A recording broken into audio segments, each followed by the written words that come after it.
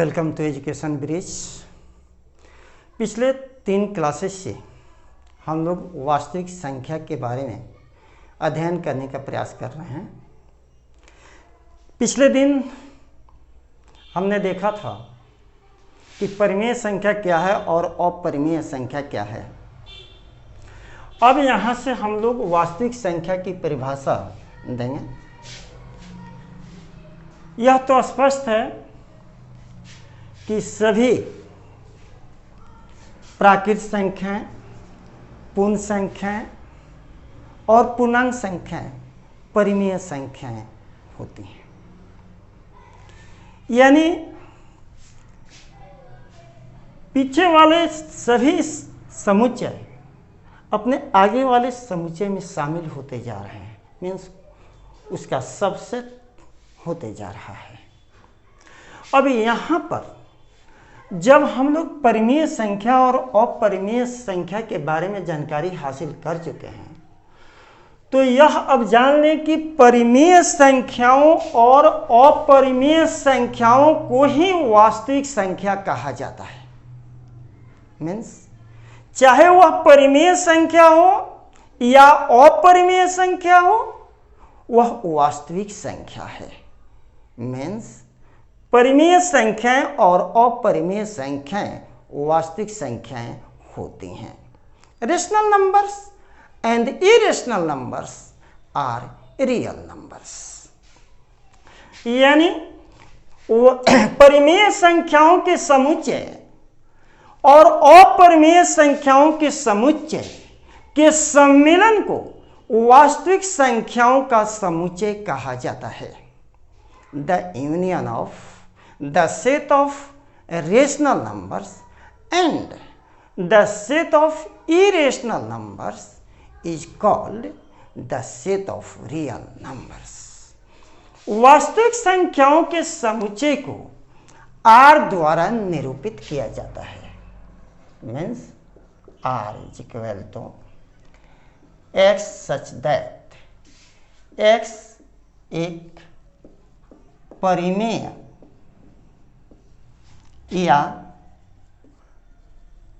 अपरिमेय संख्या है।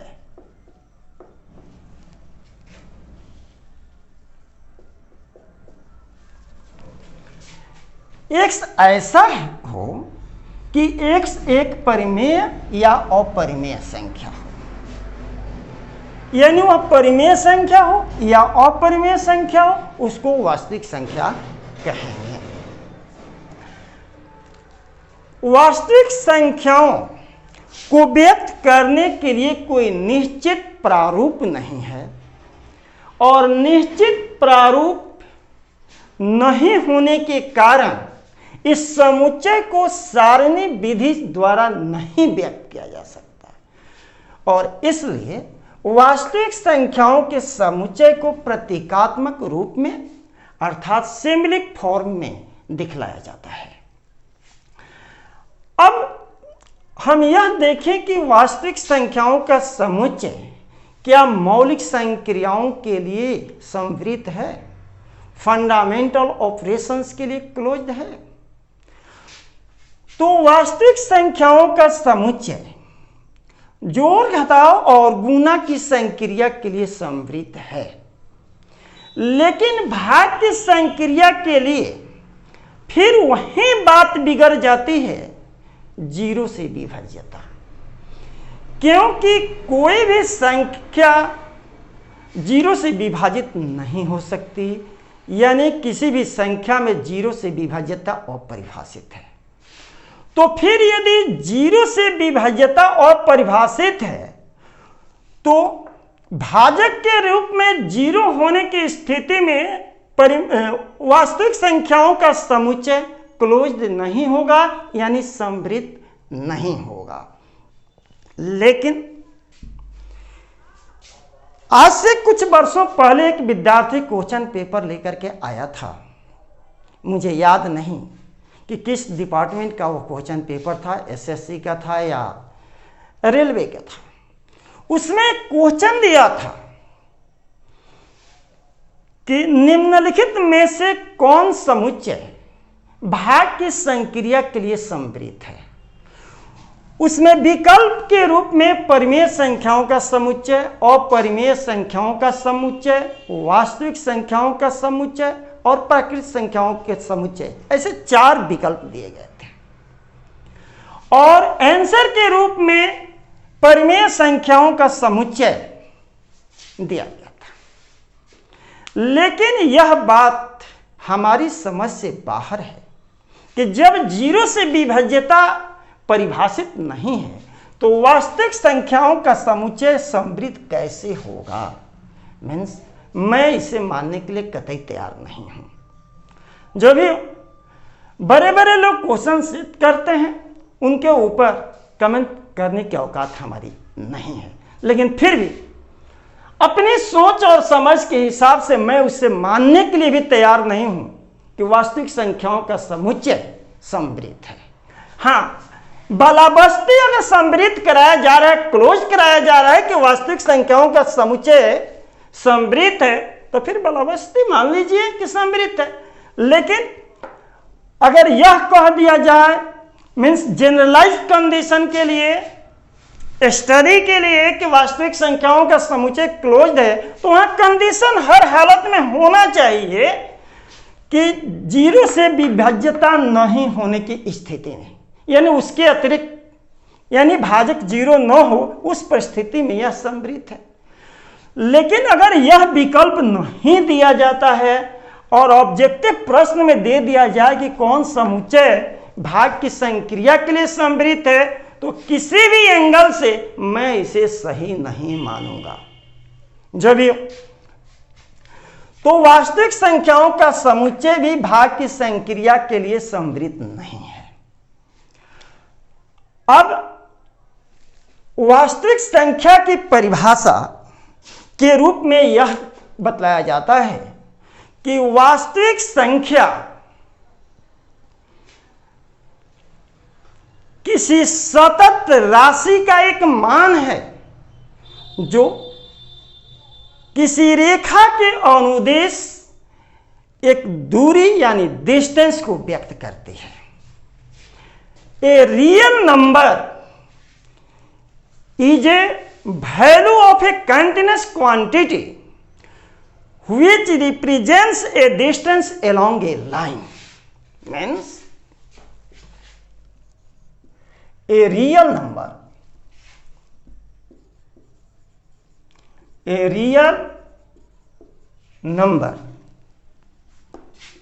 is a value of a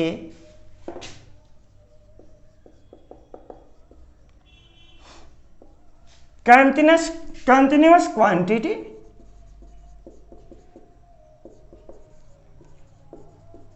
which represents a distance along a line. Line means a straight line.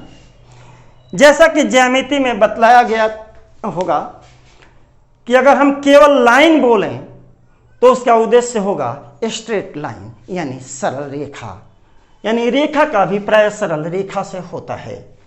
तो a real number is a value of A continuous quantity which represents A distance along A line, यानी वास्तविक संख्या एक सतत राशि का मान है जो किसी रेखा के अनुदिश दूरी को व्यक्त करती है।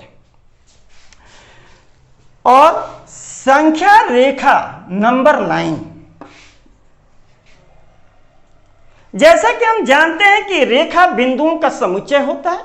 A line is a set of points, और एक लाइन पर यानी रेखा पर अनकाउंटेबल पॉइंट्स होते हैं, इनफाइनाइट पॉइंट्स होते हैं, और उस रेखा पर का प्रत्येक बिंदु एक वास्तविक संख्या को रिप्रेजेंट करता है। तो अगर ओरिजिन हम ले लें, ओरिजिन मीन्स स्टार्टिंग पॉइंट, प्रारंभिक बिंदु जहां से हम प्रारंभ करते हैं, तो इक्वल डिस्टेंस पर हम यूनिट ले लें, इकाई मान लें 1, 2 3 4 and so on up to infinitive, -1 -2 -3 and so on. तो इन दो बिंदुओं के बीच means in between 2 points infinite points होंगे और वे सभी बिंदुएं एक निश्चित वास्तविक संख्या को व्यक्त करते हैं। जैसे अब 0 और 1 के बीच में अनगिनत संख्याएं होंगी और वे सभी संख्याएं इनके बीच स्थित बिंदुओं के द्वारा व्यक्त होंगी। स्टैंडर्ड के रूप में आप डिस्टेंस कितना भी ले सकते हैं। जैसे जब नंबर लाइन की बात होती है तो अक्सर विद्यार्थियों के दिमाग में कंफ्यूजन बन जाता है। ऐसा मैं इसलिए बोल रहा हूं कि जब कभी मैं भी आपके समान विद्यार्थी था तो दिमाग में निश्चित रूप से यह प्रश्न खड़ा हो जाता था कि कितना डिस्टेंस लेंगे। तो मैं एक सरल भाषा में आपको यह समझा दूं कि जब कभी आप अपने मित्रों के साथ ग्राउंड में कबड्डी खेलने के लिए जाते होंगे तो ग्राउंड बनाते समय आप मीटर स्केल लेकर नहीं जाते हैं, आप कहीं से एक स्टिक लेते हैं और उसी को इकाई मान करके, यूनिट मान करके आप अपना ग्राउंड तैयार कर लेते हैं, मेजरमेंट ले लेते हैं।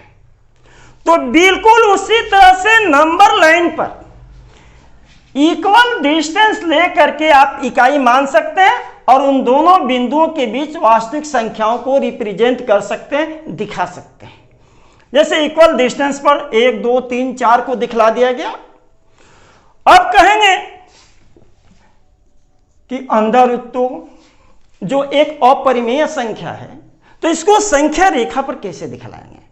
तो क्लियर है, अगर यहां से यहां तक देखें तो इकाई है और इसी के लंबवत यदि इसके इक्वल डिस्टेंस हम ले लें परपेंडिकुलर डायरेक्शन में और इन दो बिंदुओं को ज्वाइन करें, मिला दें, तो यह एक समकोण त्रिभुज का रूप लेगा। तो यहां से यहां तक 1 इकाई और ये भी हो जाएगा 1 इकाई। तो फिर पाइथागोरस प्रमेय से यह डिस्टेंस आपका हो जाएगा, तक का जो डिस्टेंस है अब यही 2 को रिप्रेजेंट करेगा। तो इस तरह से संख्या परिमेय हो या अपरिमेय हो, उन संख्याओं को हम संख्या रेखा पर रिप्रेजेंट कर सकते हैं। तो वास्तविक संख्या की परिभाषा स्पष्ट है कि यह एक मान है सतत राशि का, यानी कंटिन्यूअस क्वांटिटी का, जो किसी रेखा के अनुदिश दूरी को व्यक्त करती है। और जनरली सिंपल वे में आपने देख लिया कि परिमेय और अपरिमेय संख्याओं को ही वास्तविक संख्या कहते हैं। यानी संख्या परिमेय हो या अपरिमेय हो, वह वास्तविक संख्या है। अब यदि वास्तविक संख्या धनात्मक हो तो धनात्मक वास्तविक संख्याओं के समुच्चय को r+ से डिनोट करेंगे और ऋणात्मक वास्तविक संख्याओं को r- से डिनोट करेंगे। तो जब कभी भी r+ देखें तो यह समझ लें कि यह धनात्मक वास्तविक संख्याओं का समुच्चय है, means set of positive real numbers. और r- देख लें यहां ऊपर तो आप समझ जाएं कि यह ऋणात्मक वास्तविक संख्याओं का समुच्चय है, means set of negative real numbers. तो वास्तविक संख्या की परिभाषा आज बतला दी गई। वास्तविक संख्या से संबंधित बाकी समस्याएं अगली क्लास में हम लोग देखेंगे। तब तक के लिए हम अनुमति चाहेंगे। जय हिंद।